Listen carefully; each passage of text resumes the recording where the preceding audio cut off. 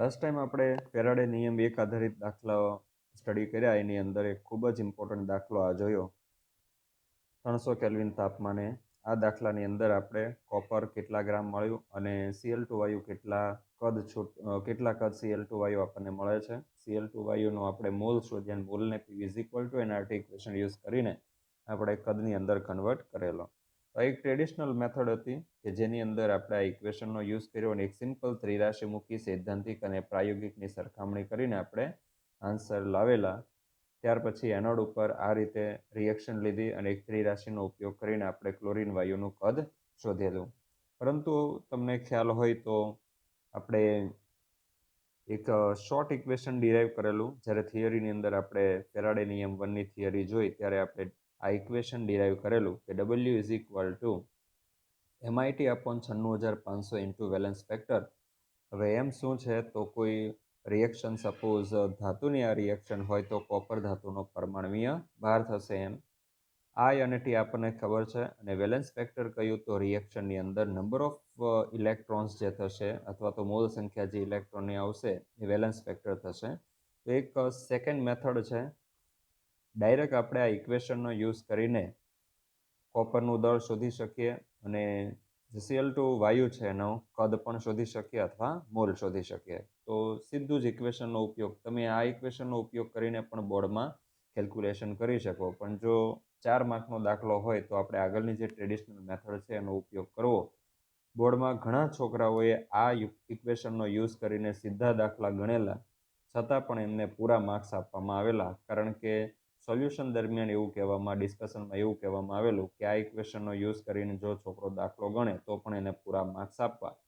પરંતુ આ સીધું જ ઇક્વેશન આપણે યુઝ કરીને સીધો જ એકદમ શોર્ટમાં આન્સર આવી જાય છે. જ્યારે બોર્ડમાં દાખલો 4 માર્ક્સની અંદર થિયરીની અંદર પૂછાતો હોય છે ત્યારે બને ત્યાં સુધી આપણે આગળની જે ટ્રેડિશનલ મેથડ છે, આ જે મેથડ છે એનો જ આપણે ઉપયોગ કરવાનો પ્રયત્ન કરવો. MCQ જો હોય તો આપણે આ સીધું જ ઇક્વેશનનો ઉપયોગ કરીને દાખલો ગણીશું.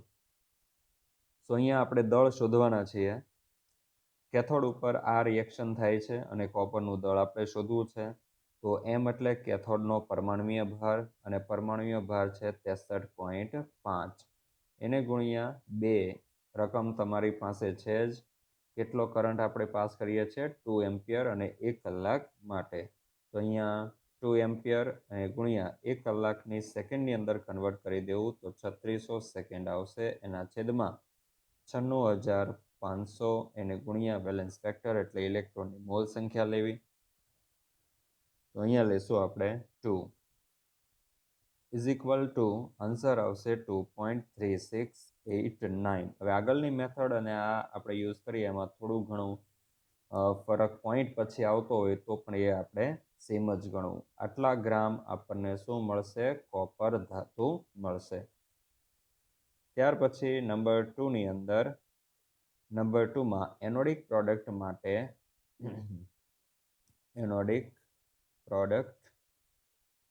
માટે for anodic product our reaction is 2Cl minus aqueous. It gives to Cl2 gas plus 2 mole of electron. અહીંયા valence factor is equal two થશે 2 કારણ કે ઇલેક્ટ્રોનની મોલ સંખ્યા છે 2 અને અહીંયા પણ વેલેન્સ ફેક્ટર કેટલા હતા? 2. ચલો અહીંયા આપણે Cl2 વાયુનો કદ શોધવું છે. તો કદ માટે આપણે મોલની જરૂર પડશે. તો આપણે આ જે ઇક્વેશન છે એમાં સીધા જ મોલ લઈ લઈએ. આ M છે મોલર માસ અને W ના છેદમાં લઈ લઈએ. તો N is equal two W ના છેદમાં molar mass is equal two IT upon 96500 into valence factor is equal two I છે આપણું 2 એમ્પિયર અને ગુણ્યા 3600 સેકન્ડ અપોન 96,500 અને વેલેન્સ ફેક્ટર છે 2. So is equal to 0.0373 mole of Cl2 gas. Cl2 ગેસના mall આપણને આટલા મળશે.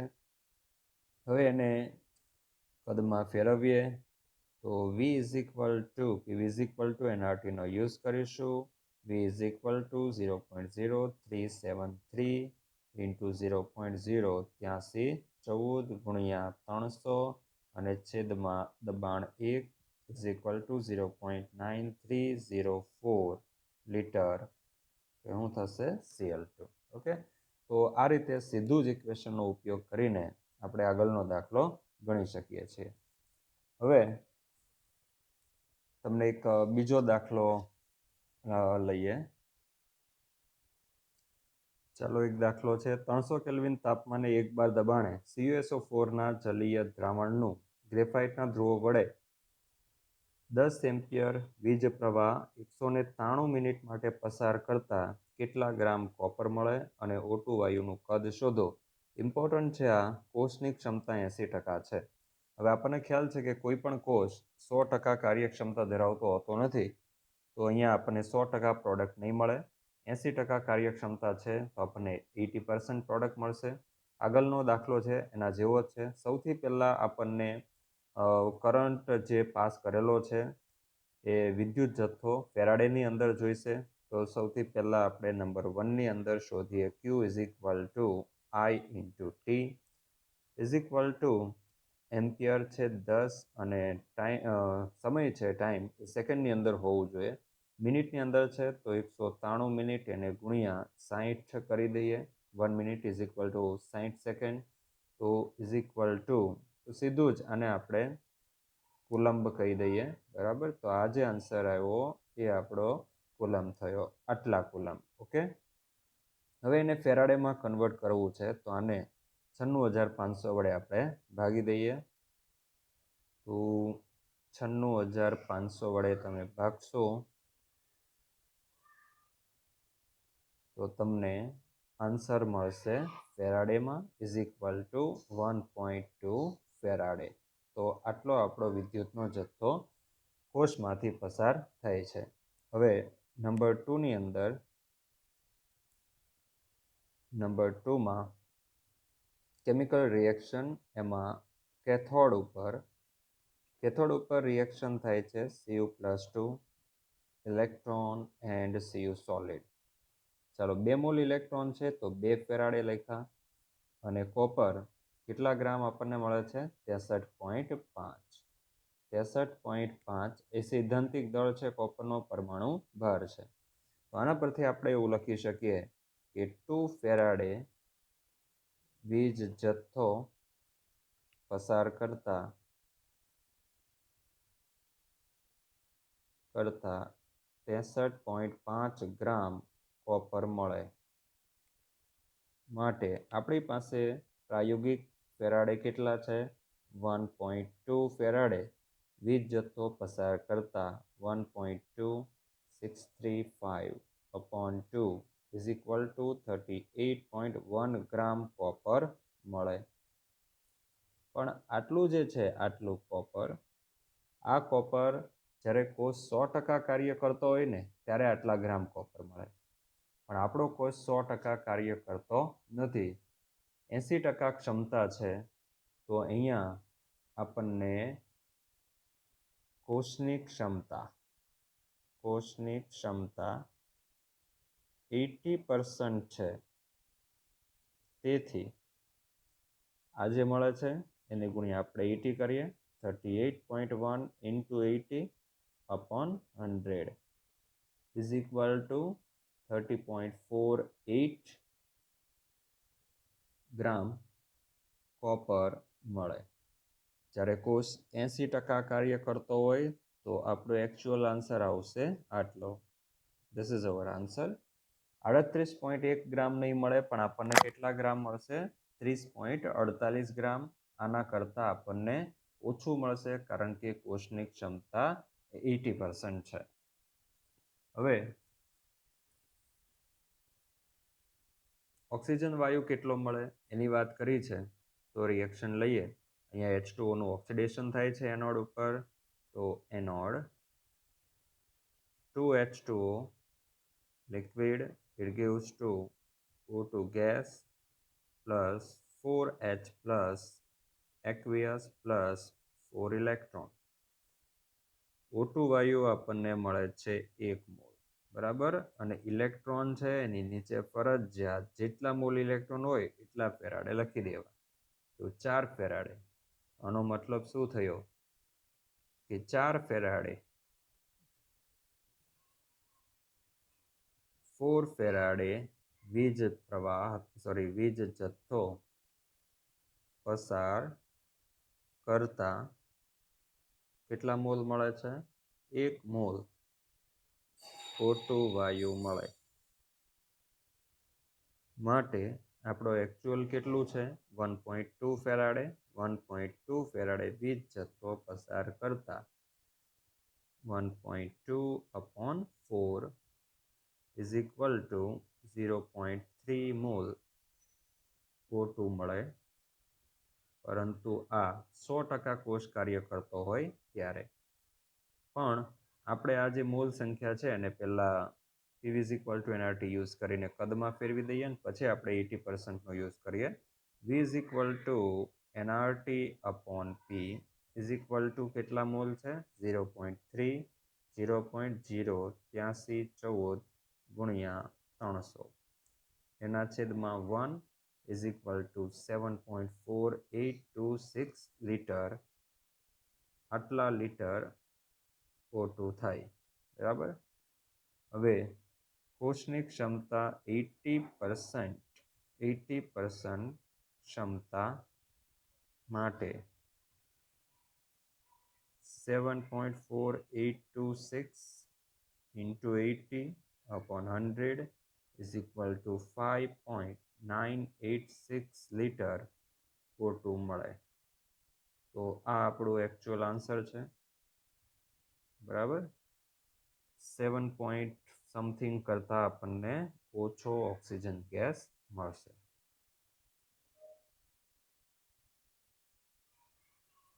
સ્વાધ્યાયમાં 15.5મો દાખલો આપેલો છે જે દરેક જણે સ્ટડી કરવો. 5 એમ્પિયર પ્રવાહનો 20 મિનિટ માટે ઉપયોગ કરી NiNO3 ટ્વાઇસના દ્રાવણનું પ્લેટિનમ વિદ્યુત ધ્રુવ વડે વિદ્યુત વિભાજન કરવામાં આવ્યું તો કેથોડ ઉપર નિકલનું કેટલું દળ મળશે? તો આ દાખલો આના જેવો જ સેમ છે. આગળ આપણે જે 2 દાખલા સ્ટડી કરી ગયા છે એના જેવો જ. તો એ દાખલાને તમારે જાતે પ્રયત્ન કરવો. 15મો દાખલો આપેલો છે એ દાખલો સ્ટડી કરવો. એમાં નિકલ જે છે દાખલો નંબર 15 એમાં NiNO3 ટ્વાઇસનું જલીય દ્રાવણ છે. રિએક્શન શું આવશે? Ni+2 electron it gives to nickel solid. આ રિએક્શન આવશે અને એનો આન્સર 1.825 ગ્રામ નિકલ ધાતુ જમા થશે. આટલી નિકલ ધાતુ જમા થશે. તો આન્સર આવશે. દરેક જણે આને આગળનો જે દાખલો હતો એની જેમ જ આપણે ગણવાનો છે. ચાલો હવે આપણે ખૂબ જ ઇમ્પોર્ટન્ટ થિયરી છે બીજી, ફેરાડેનો બીજો નિયમ. પહેલો નિયમ આપણે સ્ટડી કરી ગયા. પહેલા નિયમમાં આપણે જોયું W is directly પ્રપોઝનલ two Q, અને Q એટલે વિદ્યુતનો જથ્થો. કે વિદ્યુત વિભાજન કોષમાંથી જેટલો વિદ્યુતનો જથ્થો પસાર કરવામાં આવે છે તે મુજબ આપણને નિપજ મળે છે. જો વિદ્યુત જથ્થો ઓછો પસાર કરીશું તો આપણને W ઓછો મળશે. મતલબ આપણે આવું જોયું ડાયરેક્ટલી પ્રપોઝનલ ટુ Q, અને Q is equal two I into T. તો W is directly પ્રપોઝનલ two I into T એવું થયું. જો તમે વધુ એમ્પિયર વધુ પસાર કરશો તો જથ્થો વધુ મળશે. વધુ સમય માટે પસાર કરશો તો પણ જથ્થો આપણને કેવો મળશે? વધારે જ મળશે. અહીંયા હવે આપણે એ સ્ટડી કરવાનું છે બીજા નિયમની અંદર. પહેલા નિયમની અંદર આપણે એક વિદ્યુત વિભાજન કોષ લીધો. એક વિદ્યુત વિભાજન કોષમાં એનોડ અને કેથોડ ઉપર કેટલી નિપજ મળશે, કેટલો વિદ્યુત જથ્થો કેટલા સમય માટે પસાર કરીએ તો કેટલી નિપજ મળશે એનોડ કેથોડ ઉપર, એ આપણે સ્ટડી કરી ગયા. સેકન્ડ નિયમ જે છે એ એક કરતાં વધુ વિદ્યુત વિભાજન કોષ માટે છે. તો સેકન્ડ નિયમને આપણે જોઈએ કે બે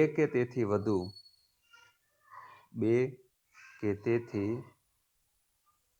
વધારે જુદા જુદા વિદ્યુત વિભાજ્ય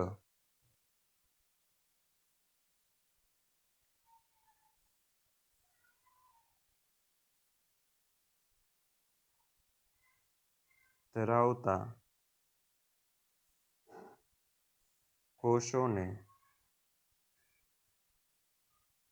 શ્રેણીમાં જોડી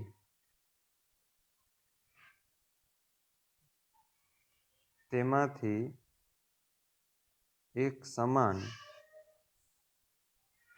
વિદ્યુતનો જથ્થો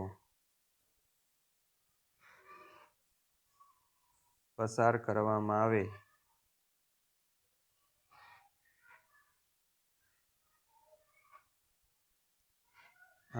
તો જુદા જુદા વિદ્યુત ધ્રુવો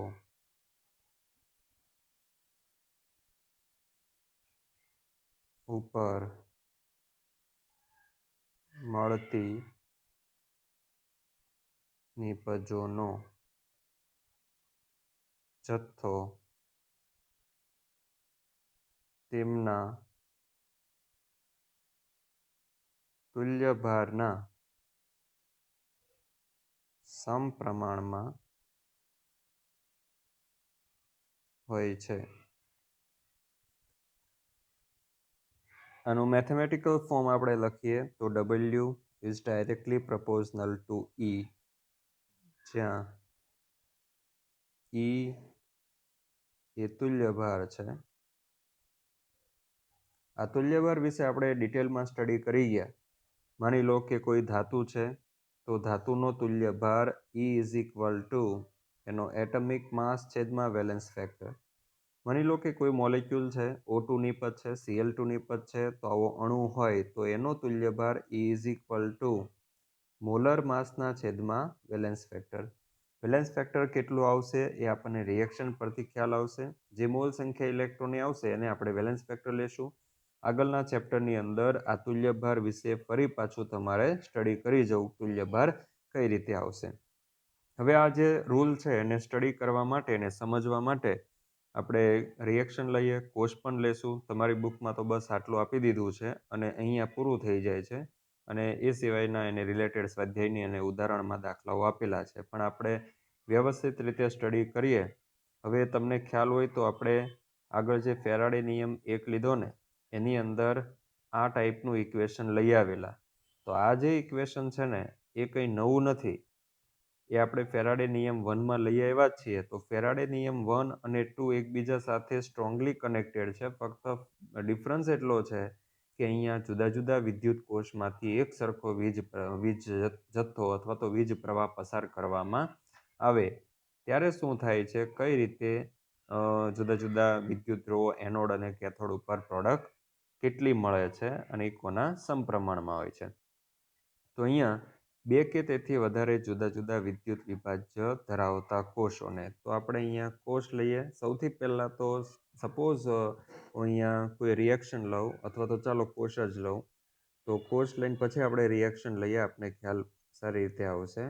માની લો કે આ એક કોષ, આ બીજો કોષ અને આ છે ત્રીજો કોષ. આ કોષની અંદર હું એક સળિયો અથવા તો વિદ્યુત ધ્રુવ લઉં કે જેને હું એનોડ કહું અને આને કેથોડ કહું. બધા જ કોષની અંદર આપણે એનોડ અને કેથોડને મૂકી દઈએ.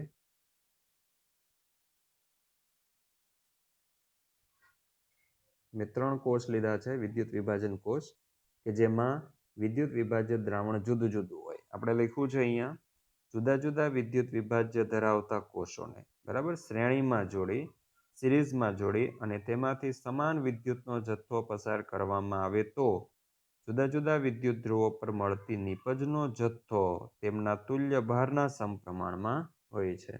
તો ચાલો આ કોષ આપણે રેડી કરી દીધા. આની અંદર આપણે ઇલેક્ટ્રોલાઇટ પણ લઈ લઈએ. હવે આ પહેલું છે, એની અંદર હું ઇલેક્ટ્રોલાઇટ તરીકે Al2O3 લઉં છું અને પિગલિત ફોર્મમાં લઉં છું. Al2O3 પાણીમાં દ્રાવ્ય નહીં થાય એટલે આપણે મોલ્ટન ફોર્મ લેવું પડશે. સેકન્ડની અંદર હું લઉં છું MgCl2 અને એ પણ પિગલિત ફોર્મમાં. અને થર્ડની અંદર હું મોલ્ટન NaCl લઉં છું, એટલે કે લિક્વિડ ફોર્મમાં NaCl લઉં છું. હવે અહીંયા પહેલો જે ઇલેક્ટ્રોડ છે તે એને બેટરી સાથે આપણે જોડી દઈશું. અને બીજો છેડો આપણે લાસ્ટ ઇલેક્ટ્રોડ છે એની સાથે જોડી દઈએ. અને હવે સિરીઝમાં જોડાણ આપીએ તો આ બંને ઇલેક્ટ્રોડને જોડાણ આપી દઈએ અને આ બંને ઇલેક્ટ્રોડને એકબીજાની સાથે જોડી દઈએ. બેટરીનો આ પોઝિટિવ છેડો અને આ છે નેગેટિવ છેડો. પોઝિટિવ સાથે જે એટેચ છે એ પોઝિટિવ અને નેગેટિવ સાથે એટેચ છે એ નેગેટિવ, એટલે આ થયો આપણો કેથોડ. અને આગળનો જે છે પહેલો જ એ કહેવાશે એનોડ. હવે જુઓ, અહીંયા આપણે આ ઇલેક્ટ્રોડ બધા જ પ્લેટિનમ અથવા તો ગ્રેફાઇટના ઇલેક્ટ્રોડ લીધેલા છે. માની લઈએ કે બધા ગ્રેફાઇટના ઇલેક્ટ્રોડ લીધા, બરાબર, ગ્રેફાઇટના ધ્રુવો.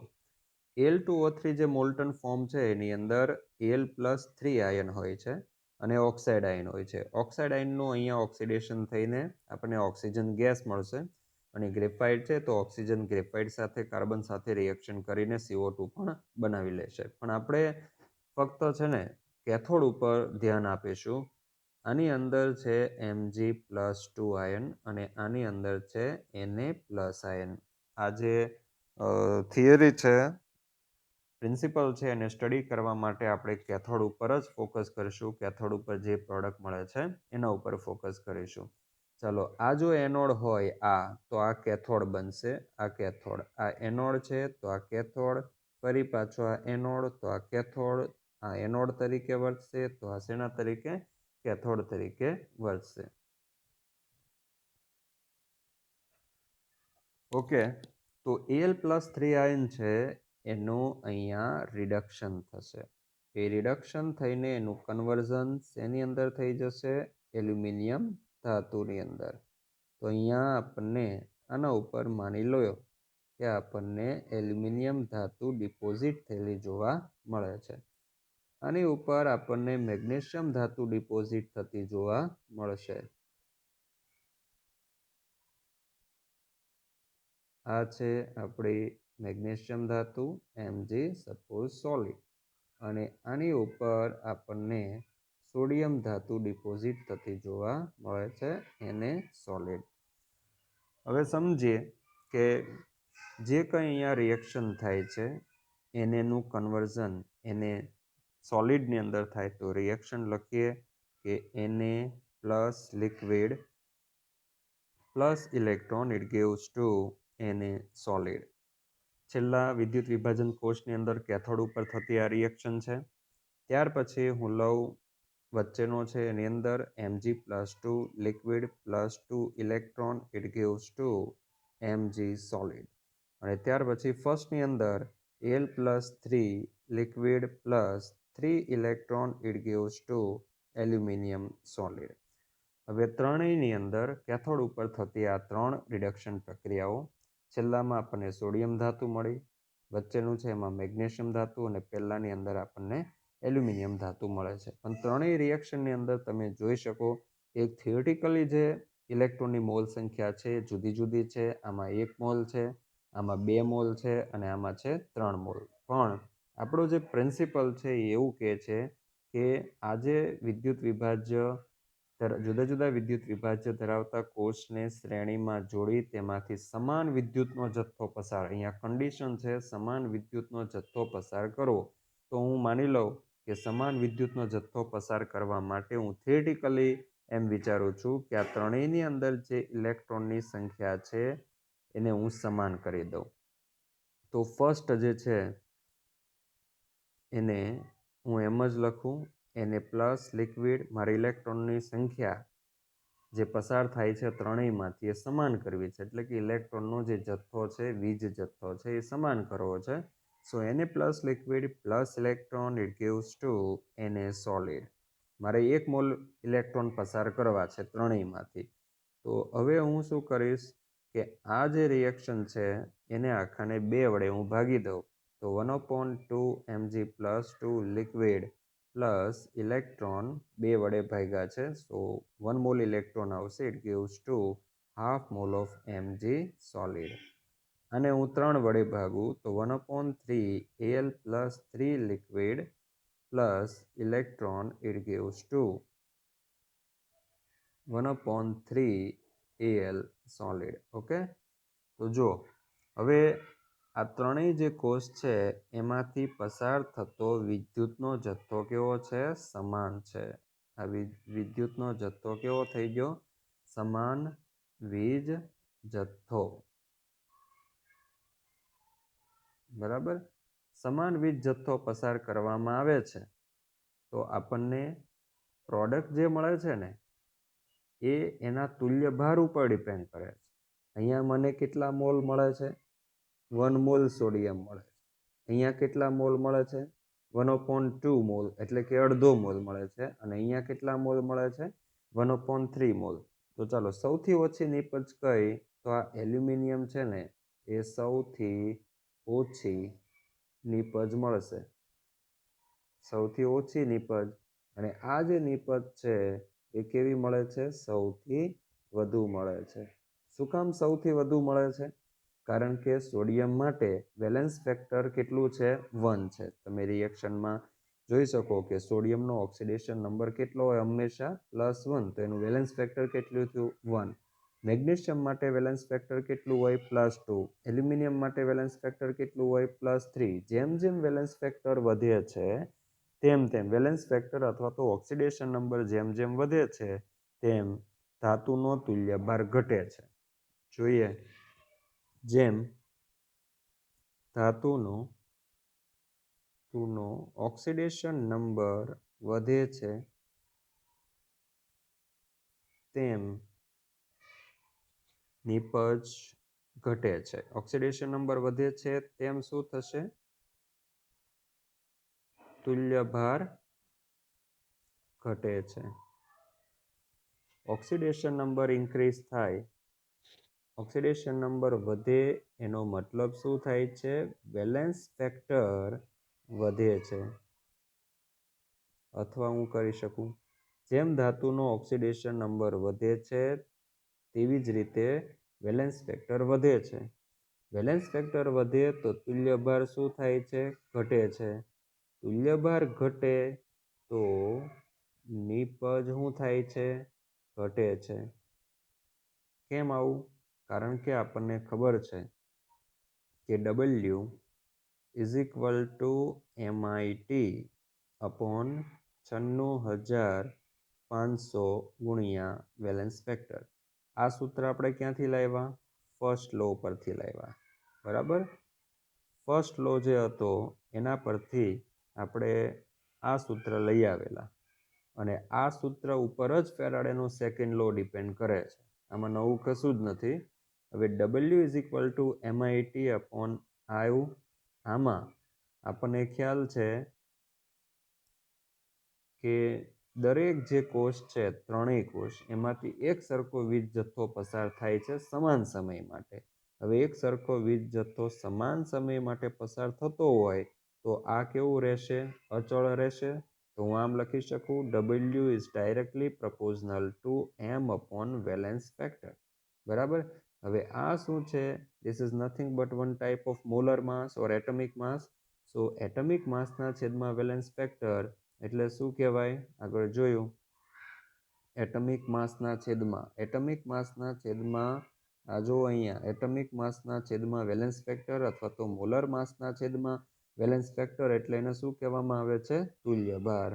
તો અહીંયા આની જગ્યાએ હું શું લખી શકું? તુલ્યભાર ઇક્વિવેલેન્ટ માસ. બરાબર, જ્યાં E = શું છે? તુલ્યભાર. E છે તુલ્યભાર. તો હું આમ લખી શકું, માટે W is directly proportional to E. ખ્યાલ આવે છે? આ સેકન્ડ લો જે છે ફેરાડેનો, એની અંદર સીધું જ શું કીધું છે કે જે કંઈ નિપજનો જથ્થો મળે છે એના તુલ્યભારના સમપ્રમાણમાં હોય છે. તો આ વસ્તુ આવ્યું ક્યાંથી? તો એ ફેરાડેનો જે ફર્સ્ટ લો છે એ ફર્સ્ટ લોના ઇક્વેશન પરથી જ આવેલું છે. કારણ કે ત્રણેય જે કોષ છે એમાંથી સમાન વિદ્યુતનો જથ્થો પસાર કરીએ છીએ. અને સમાન વિદ્યુતનો જથ્થો પસાર કરવા માટે જો આપણે શું અહીંયા કરી દીધું,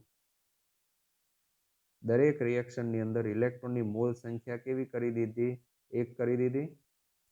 એટલે કે વિદ્યુતનો જથ્થો સમાન થઈ ગયો તો નિપજનો જે મોલ છે ને, નિપજના જથ્થો એ ચેન્જ થઈ ગયો. કારણ કે અહીંયા 1 મોલ નિપજ છે, અહીંયા અડધો મોલ છે, અહીંયા 1/3 મોલની પદ છે. મતલબ કે તમે જોઈ શકો કે અહીંયા ઓક્સિડેશન નંબર છે ને ઘટે છે. ખ્યાલ આવે છે? ઓક્સિડેશન નંબર નીચે જાઓ તેમ શું થાય છે? ઘટે છે. ઓક્સિડેશન નંબર ઘટ્યો. બીજું તો ઓક્સિડેશન નંબર ઘટ્યો તો વેલેન્સ ફેક્ટર પણ શું થયું? ઘટ્યું. વેલેન્સ ફેક્ટર ઘટ્યું તો આપણને ખ્યાલ છે ઇક્વેશન પરથી, જો વેલેન્સ ફેક્ટર નીચે છે, વેલેન્સ ફેક્ટર ઘટવાનું તો શું થશે? આખો આન્સર શું થશે? ઘટશે. એટલે કે ઈમાં શું થશે? ઘટાડો થશે. ખ્યાલ આવે? અને ઈ ઘટશે તો ડબલ્યુ શું થવાનું? ઘટવાનું. આ વેલેન્સ ફેક્ટર ઘટે છે તો આખો આન્સર શું થશે? વેલેન્સ ફેક્ટર ઘટશે તો આખો આન્સર વધશે. વેલેન્સ ફેક્ટર ઘટે છે તો આખો જે આપણો આન્સર છે એ શું થાય છે? વધે છે.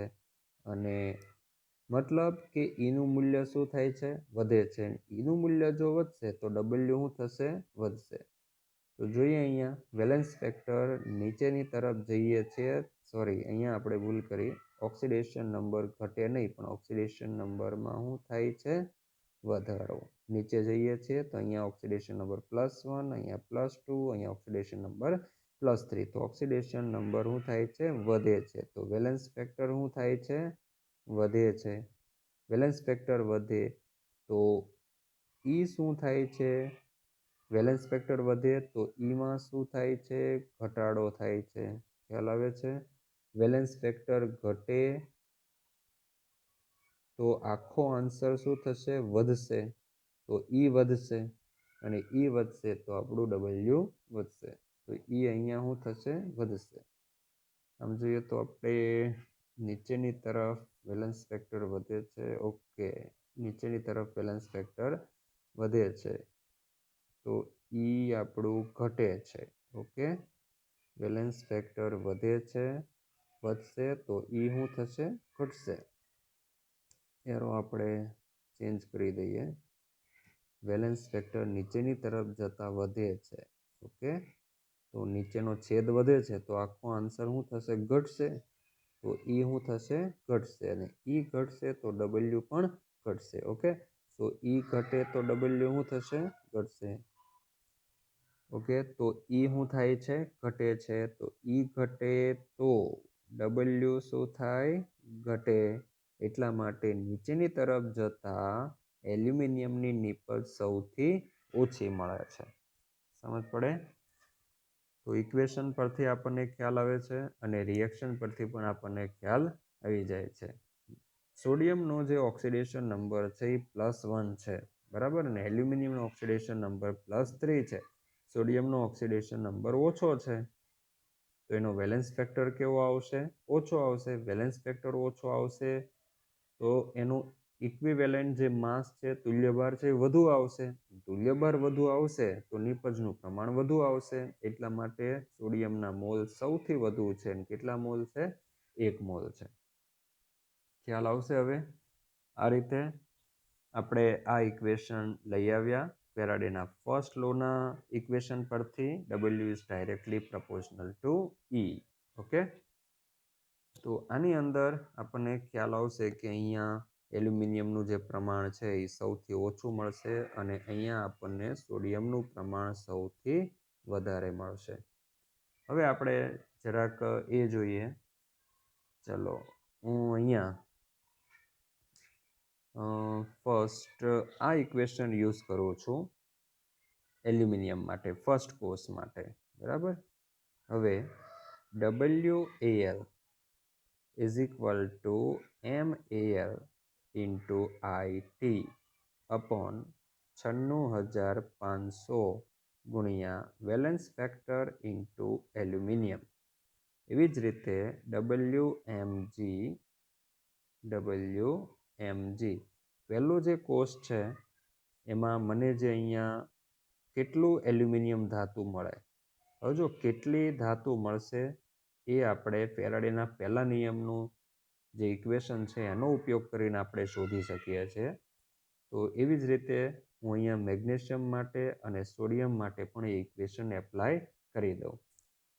હવે આગળના જે લેક્ચરો છે તમને આગળ સ્ટડી કરી રહ્યા છો એ જોજો. એ આપણે આ ઇક્વેશન ડિરાઈવ કરેલું આવ્યું જો આવ્યું ડબલ્યુ એ એનોડ ઉપર મળતી પ્રોડક્ટ ઇઝ ઇક્વલ ટુ આ અને આ કેથોડ ઉપર મળતી પ્રોડક્ટ બંને માટે IT/96,500 સેમ છે તો આપણે એનો ગુણોત્તર લીધો. તો ગુણોત્તર લીધો ને તો તમને ખ્યાલ આવી જાય કે Ma/વેલેન્સ ફેક્ટર એ ઇઝ ઇક્વલ ટુ એટલે અણુભારના છેદમાં વેલેન્સ ફેક્ટર એટલે શું થશે? ઇક્વિવેલેન્ટ માસ થશે, તુલ્ય ભાર થશે. તો અહીંયા આના પરથી આપણે આવું લખ્યું કે WA/WC is equal two EA/EC. Actually આ ફેરાડેનો સેકન્ડ લો ઇન્ડિકેટ કરે છે, સેકન્ડ લો દર્શાવે છે. ખ્યાલ આવે છે? આપણે તો આ જે ઇક્વેશન લીધું છે ને એ ફેરાડેનો ફર્સ્ટ લોનું ઇક્વેશન છે અને એ આપણે ક્યાંથી લઈએ એવા W is directly પ્રપોઝનલ two Q અને Q બરાબર આપણે IT લીધું તો આપણે ઇક્વેશન લીધું, પ્રપોઝનલ કાઢ્યું, W is equal two ZIT. Okay, અને Z ઇઝ ઇક્વલ ટુ શું? તો એ આપણે ઇક્વિવેલન્ટ માસના છેદમાં શું લીધું? 96,500. તો એ બધું આપણે મૂકીને ફેરાડેના ફર્સ્ટ લોનું આ ઇક્વેશન આપણે લઈ આવ્યા અને બે જુદા જુદા વિદ્યુત ધ્રુવો ઉપર મળતી જે પ્રોડક્ટો છે એના માટે આપણે આ ઇક્વેશન લીધું. હવે એકચ્યુઅલી તમે જુઓ ને તો એક જ કોષની અંદર જે બે જુદા જુદા વિદ્યુત ધ્રુવો છે, આ એક કોષની અંદર બે જુદા જુદા વિદ્યુત ધ્રુવો ઉપર જે કંઈ પ્રોડક્ટ મળે છે એ પ્રોડક્ટ માટે આપણે WA/WC વાળું ઇક્વેશન આપણે લઈ આવ્યા. તો આ જે કોષ છે ને એમાંથી તો સમાન જ વિદ્યુતનો જથ્થો પસાર થાય. સમાન વિદ્યુતનો જથ્થો સમાન સમય માટે પસાર થતો હોય તો આપણે એવું કહી શકીએ કે W is directly પ્રપોઝનલ two E પણ લખી શકીએ. પરંતુ ફેરાડે એને થોડુંક ડિફરન્ટ રીતે બતાવવા માટે એને જુદા જુદા વિદ્યુત વિભાજ્યો લઈને એને ખૂબ જ કાળજીપૂર્વક પ્રયોગ કર્યો અને આનાથી થોડુંક માઇનર ડિફરન્સ છે, બાકી ખાસ એટલું બધું એમાં કોઈ ભેદ છે નહીં. પેલો એક કોષની અંદર બે જુદા જુદા વિદ્યુત ધ્રુવો માટે પ્રોડક્ટની વાત કરેલી, જ્યારે અહીંયા ફેરાડે સેકન્ડ લોની અંદર બે જુદા જુદા વિદ્યુત ધ્રુવો માટે પ્રોડક્ટની વાત કરેલી છે, એનો રેશિયો મેળવેલો છે. જો તમે પહેલાં આને પતાવી દઈએ પછી આપણે આગળ ફરી પાછા આગળના પહેલા લોની અંદર જશું. હવે આ તમને ખ્યાલ આવી ગયો. અહીંયા હું ફર્સ્ટ લોનો ઉપયોગ કરીને પણ રેશિયો લાવી શકું અને સીધું પણ હું અહીંયા લખી શકું. જો હું અહીંયા સીધું પણ લખી શકું છું WAL/WMG is equal two EAL/EMG. હું લખી શકું. અને આ ક્યાંથી આવ્યું? તો તમને ખબર જ છે ફેરાડે ફર્સ્ટ લોની અંદર આપણે હમણાં જ જોયું. તો આ જે બે ઇક્વેશનો છે આના પરથી આપણે આ લાવી શકીએ. જો WMG is equal two MMG into IT 96,500 ગુણ્યા valence factor of magnesium. Okay, તો આ ઇક્વેશન અને આ ઇક્વેશન એમનો ગુણોત્તર જો લઈએ ને તો આપણને આ મળશે કે જેની અંદર એલ્યુમિનિયમ અને મેગ્નેશિયમ બંને ધાતુના વજનનો આપણે ગુણોત્તર લઈએ તો એ કોના બરાબર થાય? તેના તુલ્ય ભારના ગુણોત્તર બરાબર થાય. તો આવી જ રીતે હું W સોડિયમ લઉં, મને સોડિયમ ધાતુનું જે દળ મળે છે તે કોના બરાબર હોય? તો Na ઇન્ટુ IT એના છેદમાં 96,500 ગુણ્યા વેલેન્સ ફેક્ટર ઓફ સોડિયમ. તો ત્રણ ઇક્વેશનો થયા. તમે આ બેનો ગુણોત્તર લેશો તો તમને આ ટાઈપનું ઇક્વેશન મળશે WMG એના છેદમાં W sodium is equal two EMG એના છેદમાં E સોડિયમ. ઓકે, તમે આ એલ્યુમિનિયમ અને સોડિયમને રિલેટેડ જો ગુણોત્તર લેશો તો પણ તમને આ જ ટાઈપના ઇક્વેશનો મળશે. તો આના પરથી હું આવું લખી શકું. આના પરથી આમ લખી શકાય કે W એલ્યુમિનિયમ જેમ WMG જેમ WNA is equal two equivalent mass of aluminium જેમ ઇક્વિવેલન્ટ માસ ઓફ મેગ્નેશિયમ જેમ ઇક્વિવેલન્ટ માસ ઓફ સોડિયમ. આ જે વસ્તુ છે એ ફેરાડેનો સેકન્ડ લો ઇન્ડિકેટ કરે છે. હવે એક વસ્તુ આપણે આગળ એ જોવાની છે.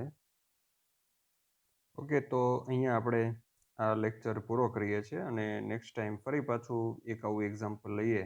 કોપર અને સિલ્વરના બે જુદા જુદા વિદ્યુત વિભાજ્ય દ્રાવણ ધરાવતા વિદ્યુત કોષો લઈને એને શ્રેણીમાં જોડીને પણ આપણે સ્ટડી કરી શકીએ. ત્યાર પછી આપણે આના જ્યારે દાખલા સ્ટડી કરશું ત્યારે આપણને વધારે સમજ પડશે. એકદમ સિમ્પલ છે. જુદા જુદા વિદ્યુત વિભાજ્ય ધરાવતા દ્રાવણો લેવાના, એવા કોષને આપણે સિરીઝમાં જોડીએ છીએ અને એમાંથી સમાન વિદ્યુતનો જથ્થો પસાર કરવામાં આવે સમાન સમય માટે. ત્યારે વિદ્યુત ધ્રુવો ઉપર મળતી જે પ્રોડક્ટ છે એ પ્રોડક્ટ કોના સમપ્રમાણમાં હોય તો એ પ્રોડક્ટ એના તુલ્ય ભારના સમપ્રમાણમાં હોય છે. જેટલો તુલ્ય ભાર વધારે આવશે એટલી પ્રોડક્ટ વધુ મળશે. પણ અહીંયા એ સમજવાનું છે કે તુલ્ય ભાર કોના ઉપર ડિપેન્ડ કરે, તો તુલ્ય ભાર એ વેલેન્સ ફેક્ટર ઉપર ડિપેન્ડ કરશે. બરાબર. તો વેલેન્સ ફેક્ટર જેમ વધુ આવશે તેમ તુલ્ય ભાર ઘટી જશે, અને તુલ્ય ભાર ઘટશે તો નિપજનું પ્રમાણ ઘટશે. એના માટે બેસ્ટ 3 એક્ઝામ્પલ આપણે લીધા કે સોડિયમની રિએક્શન, મેગ્નેશિયમ અને એલ્યુમિનિયમ, કે જે ત્રણેયની અંદર ઇલેક્ટ્રોનની મોલ સંખ્યા ડિફરન્ટ છે. તો વેલેન્સ ફેક્ટર પણ ડિફરન્ટ આવશે કે જેને લીધે ઇક્વિવેલન્ટ માસ ડિફરન્ટ આવશે અને એને લીધે નિપજનું પ્રમાણ પણ આપણને ત્રણેય કોષોની અંદર જુદું જુદું મળશે.